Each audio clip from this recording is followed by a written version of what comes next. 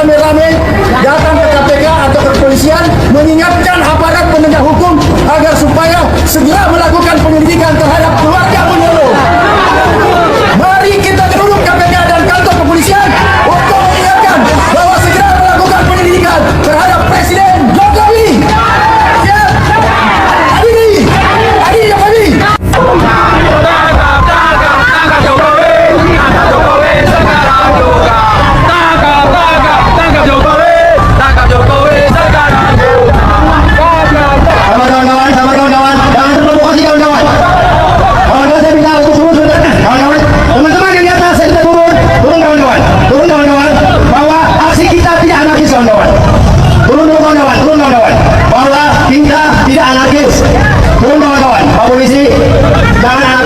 Pak Polisi, bahwa kami menyampaikan aspirasi di sini, bukan mau bikin kerusuhan Pak Polisi.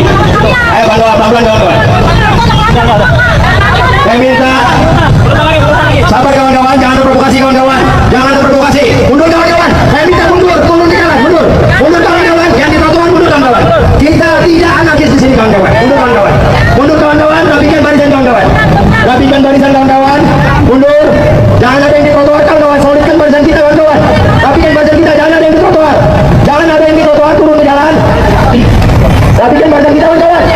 Kalau ternyata Bapak Jokowi atau Joko Widodo benar-benar dinyatakan secara jujur, transparan dan bisa dipublikasikan dengan baik, maka kami minta dengan terang, dengan terbuka kepada pihak Fakultas Kehutanan UGM dan pihak Rektorat UGM serta Bapak Joko Widodo untuk bisa menunjukkan ijazah aslinya dengan baik.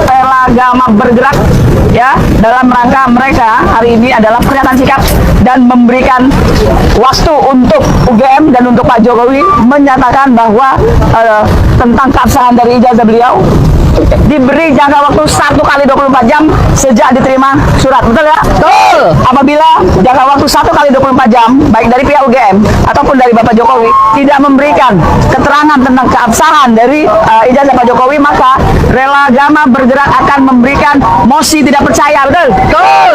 Ini semua elemen sudah bergerak, semua sudah bukan menyerang ya, tapi membuka tabir, memaksa kita semua untuk bergerak supaya permasalahan ini cepat selesai, supaya masalah ijazah ini cepat terungkap. Kalau memang ada penjahatnya, betul ya, penjahat atau tokoh di balik kasus ini harus segera diungkap. Kalau itu memang benar, katakan benar. Anggaplah memang dia pemenang. Tapi kalau memang salah, jangan ditutup-tutupi lagi. Karena Indonesia sudah lelah dibikin masalah ini berlarut-larut nggak selesai-selesai, betul ya? Penelitian dari Pergerakan Indonesia Untuk Semua yang narasinya menyatakan bahwa kenapa pemilih Anies lebih banyak percaya ijazah Jokowi palsu. Tapi yang aneh, ya di dalam kesimpulan itu ditambahi bahwa kepercayaan itu karena pendukung Anies hanya benci kepada Jokowi. Saya jawab nih. Yang pertama, ya kenapa pemilih Anies itu lebih banyak percaya bahwa ijazah Jokowi palsu? Karena secara akademis yang pertama nih, nggak mungkin tanggal ijazah dikeluarkannya ijazah itu lebih dulu dari tanggal pengesahan skripsi. Itu udah gak nyambung. Yang kedua, ya, yang namanya skripsi baik yang diserahkan kepada universitas, arsip fakultas dan arsip perpustakaan, ya pasti harus skripsi yang sudah ditandatangani oleh pembimbing, penguji dan dekan. Ya, jadi dua hal itu. Masih ada yang main-main, yang gigit saya sendiri. Lewat cara saya, bisa lewat KPK. Cek ya, saya pernah menontonnya juga. Tito bilang itu tidak ilmiah, jangan diedarkan. Sekarang KUHP kita campur ulang itu tuh, menghina presiden artinya menghina martabat Jokowi. Nggak ada di dalam teori filsafat hukum itu tubuh privat rakyat terpisah dengan tubuh privat presiden terpisah dengan tubuh privat publik. Jadi kalau dia orang publik, seluruh publik boleh menghina dia, itu konsekuensinya. Lain kalau dia melekat di dalamnya tubuh privat, menghina raja artinya menghina pribadi raja. Itu mungkin abad 7 udah hilang itu dalam percakapan. Bahkan kalau kita belajar teori filsafat hukum itu Di abad-abad 13 itu kata konstitusi artinya hak membunuh raja. Jadi bayangkan pada waktu itu bukan sekedar menghina raja, membunuh raja. Karena tadi raja itu pindah ke wilayah publik, maka dia mesti nggak ada baju di dia, mesti dibuka semua bajunya. Karena dia orang publik. The public man ini yang berhak untuk mempersoalkan dan netizen. Jadi jangan kalau netizen mengkritik itu dianggap sebagai itu pidana. Nggak ada pidana di bidang politik. Ini kan soal politik kan. Masa ada pidana politik? Politik itu berubah karena perubahan kekuasaan. Nanti ada balas dendam jadi saya mau pastikan bahwa hak berpendapat itu dimaksimalkan dan dijamin maksimal di ruang publik. Nah, kalau seseorang di ruang publik dihina oleh publik, nggak boleh dikriminalkan. Dan itu kebebasan mutlaknya di situ tuh. Anda boleh caci maki seseorang itu, marah bahkan. Anda boleh tiba, mulut Anda itu tiba di depan hidungnya, nggak ada soal. Yang penting jari telunjuk Anda tidak tiba di ujung hidungnya. Begitu Anda senduh, itu artinya Anda menghina otoritas tubuh privati, maka Anda kena pidana. Ya, karena itu Presiden siapa kemarin itu Macron dilemparin telur busuk itu nggak biasa saja. Biasa saja. George Bush dilemparin sepatu nggak ada delik di situ tuh. Siapa lagi tuh? Donald Trump dihina habis-habisan nggak kena delik. Kan itu konsekuensi jadi orang publik. Kan orang publik nggak boleh tutup-tutup kan? Dia mesti betul-betul ini respublika, ini urusan publik. Jadi nggak boleh ada teori penghinaan terhadap pejabat publik, itu ngaco. Yang bisa terhina itu tubuh privat kita, dignity kita. Pejabat publik nggak punya dignity. Baik. Presiden punya anak. Kapan presiden punya anak? Yang punya anak Pak Jokowi. Jadi kalau menghina anaknya presiden nggak juga, itu nggak masuk akal juga. Jadi nggak mungkin ada yang disebut ini istri presiden, ini anak presiden. Di dalam basa-basi diplomasi iya ini first lady itu. Tetapi secara hukum nggak mungkin presiden punya anak. Karena itu nggak mungkin juga anak presiden punya ayah kan begitu. Baik, ini saya melihat ada fenomena. Ya. Dulu kita mengenal dasin ansih, dari aktualisasi itulah yang menyebabkan eksistensi. Ketika ada sekelompok masyarakat ingin mengaktualisasikan ide pemikiran dan eksistensinya itu dalam bentuk kritik, dan kemudian kritik tadi dibaca sebagai kebohongan, dibaca sebagai kebencian, dibaca sebagai tendensi kepada sara, suku, agama, ras, dan antar golongan. Maksudnya saya ingin kaitkan, misalkan dalam konteks pasal 14 ayat 1 dan 2 itu kan Tadi bilang kita 3 lawan 3 ya. Saya tidak mewakili siapa-siapa ya. Saya diundang sini kan independen. 2 lawan 2 keliru itu Mas. 2 lawan berapa? Nggak ada lawan-lawanan ya? Nggak ada lawan-lawan. Iya tadi kan dibilang kubu-kubuan. Supaya nggak liar, bola liar ini. Itu poin pertama. Kedua, saya seharian ini naik ojek, Grab, Kokar, nanya-nanya ke drivernya. Soal karena saya diundang di sini kan.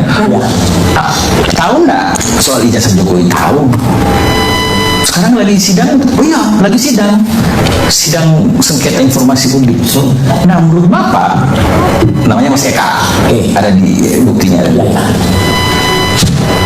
Jokowi akan terbuktikan ijazah Jokowi ini asli atau palsu? Oh iya, akan kelihatan di situ. Saya melihat pertanyaan ini. Apakah ijazah Jokowi asli atau palsu? Di sini ada disinformasi di bawah, ada miskonsepsi soal sidang yang dinonton di TV oleh publik, bahwa seakan-akan sidang sengketa informasi publik ini adalah untuk memutuskan atau menentukan ijazah yang bersangkutan asli atau palsu. Betul? Ya kan? Adik-adik mahasiswa boleh kalau nonton narasi kita dibawa di situ. Padahal sebetulnya dalam konstruksi hukum atau berpikir bahwa asli atau palsu suatu dokumen atau ijazah katakanlah kita ketahui kan bersama di pengadilan. Nah itu. Nah proses yang ada sekarang yang saya bilang tadi mengalami disinformasi dan mispersepsi di bawah. Nah itu yang kami lihat. Poin kedua, kenapa jadi begitu? Ya polarisasi yang ada sekarang ini dari pra pemilu, pasca pemilu, never ending, never stop. Kapan berhentinya? Ya kan? Ketiga, selanjutnya apa yang bisa didapatkan dari sengketa informasi publik ini? Ya kan? Adik-adik mahasiswa bertanya kan? Ujungnya apa? Ujungnya sudah ada kan Pak Lamsyah mantan komisi pasal 46 Undang-Undang 14 2008, putusan sengketa informasi publik ini ada 2. 1, mengukuhkan badan publik atau tidak kan? Kalau demikian, maka hanya dua. Informasi publik yang diminta oleh pemohon informasi publik bisa diberikan seluruhnya. Nah, baru saja beberapa hari lalu kita melihat Pak Prabowo mengeluarkan pernyataan yang sangat tegas, serius banget. Bahkan beliau sampai bersumpah demi Tuhan. Apa katanya?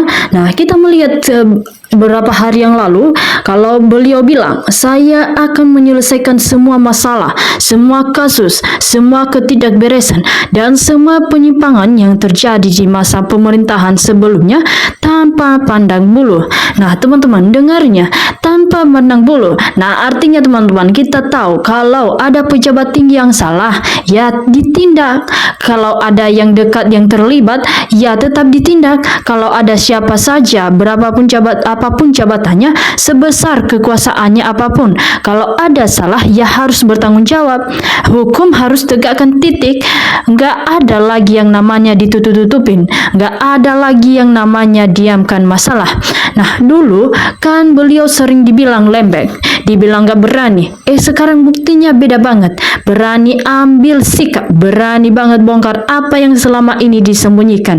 Nah, ini langkah-langkah besar banget loh, dan dampaknya berasa sampai kemana-mana. Nah, teman-teman, ini bagian yang paling heboh, melongon sampai enggak loh. Ternyata Pak Jokowi itu sama sekali enggak nyangka kalau sekarang KPK bisa seberani ini. Dimana kebongkaran Jokowi sama sekali enggak nyangka KPK berbicara. Nah, selama bertahun-tahun kan banyak isu yang beredar, banyak kasus yang berganjal, banyak hal yang ditutup-tutupin rapat. Dulu rasanya KPK itu diam aja, seolah-olah gak berani ngapa-ngapain kalau nyangkut nama-nama besar, tapi sekarang berubah 180 derajat. Nah, KPK sekarang buka suara tentang lantang, berani angkat bicara, berani mengungkap fakta-fakta yang dulu disembunyikan. Dan sekarang Pak Jokowi ini kaget berat. Kenapa? Beliau nggak nyangka kalau lembaga penegak hukum itu bakal seberani ini, menyusuh habis-habisan, bahkan sampai ke akar-akarnya. Nah, kenapa beliau kaget? Apa yang selama ini dia pikir aman, ternyata sekarang jadi terbuka. Apa yang dia kira bakal ditutup-tutupi selamanya, sekarang malah jadi sorotan tajam. Itu pernyataan besar pertama yang bikin kita semua penasaran. Nah, kita melihat di sini terbesar. Benarkah dulu ada suap, ada pembayaran biar diam? Dan masuk ke bagian paling panas ini, paling kontroversial dan paling bikin seluruh rakyat Indonesia bertanya-tanya. Benarkah dulu ada transaksi? Benarkah ada pembayaran besar yang diberikan biar kasus-kasus penting diam dan tidak diusut? Ini isu yang lagi meletus banget ya, kalau kita tahu di masyarakat loh. Banyak yang berspekulasi, banyak yang berpendapat, ada yang bilang benar-benar ada yang bilang enggak. Tapi bukti-bukti mulai bermunculan satu persatu. Nah, disebut-sebut dulu ada pembayaran-bayaran tertentu yang dilakukan supaya kasus-kasus besar, mulai dari kasus ijazah yang sempat mencantumkan bangsa, proyek kereta cepat WOS yang nilainya triliun rupiah, sampai dugaan penyimpangan dana negara, semuanya ditutup rapat, diamkan aja biar nggak jadi masalah. Nah, teman-teman, kalau ini benar-benar terjadi, wah, ini kejahatan besar banget dong. Menggunakan uang rakyat, uang negara, butuh untuk menutupi aib dan kesalahan sendiri. Dan sekarang teman-teman, kita melihat karena Prabowo udah kasih lampu hijau buat bongkar semuanya, isu ini semakin kuat terdengar. Netizen yang bilang pantas dulu diam aja, ternyata ada alasan kuatnya. Nah, kalian percaya nggak kalau ada pembayaran semacam ini? Coba tulis pendapat kalian di kolom komentar ya. Aku mau baca satu-satu. Nah, kita juga melihat kasus yang dibongkar ijazah, proyek triliun, dan rahasia lainnya. Terus apa aja sih yang mulai dibongkar sekarang? Mari kita bahas satu persatu ya, biar makin jelas. Pertama, kasus ijazah. Ini yang dulu sempat bikin heboh satu Indonesia, tapi tiba-tiba hilang dari perdengaran, gak ada kelanjutannya. Nah, sekarang mulai lagi dibahas, mulai diusut ulang. Benarkah ada pemalsuan? Benarkah ada rekayasa dan kenapa dulu kasus ini dihentikan begitu saja? Nah, kedua, proyek kereta cepat WOS, proyek bernilai ratusan triliunan rupiah, banyak sekali tanda-tanda di dalamnya, mulai dari harga tanah, pemilihan kontraktor, sampai keuntungan yang didapat. Dulu banyak yang curiga, yang berani usut. Sekarang masuk daftar kasus yang bakal diteliti ulang habis-habisan. Belum lagi kasus-kasus lain, pengadaan barang, proyek jalan, jembatan, sampai dana bantuan sosial yang dulu sering bermasalah. Semuanya sekarang jadi sasaran pengusutan. Prabowo benar-benar mau berisin rumah, mau pastikan uang rakyat dipakai buat rakyat, bukan buat kepentingan pribadi atau kelompok tertentu. Nah, dan yang paling bikin deg-degan, siapa aja nama-nama besar yang bakal terseret? Apakah sampai ke lingkaran terdekat? Kita lihat aja perkembangannya nanti. Pasti makin seru. Nah, kita melihat apa yang akan terjadi selanjutnya. Nah, jadi teman-teman, kesimpulannya begini ya. Teman-teman, dulu akrab banget, sekarang jadi sorotan tajam. Dulu rahasia tertutup, rapat, sekarang mulai terbuka satu persatu.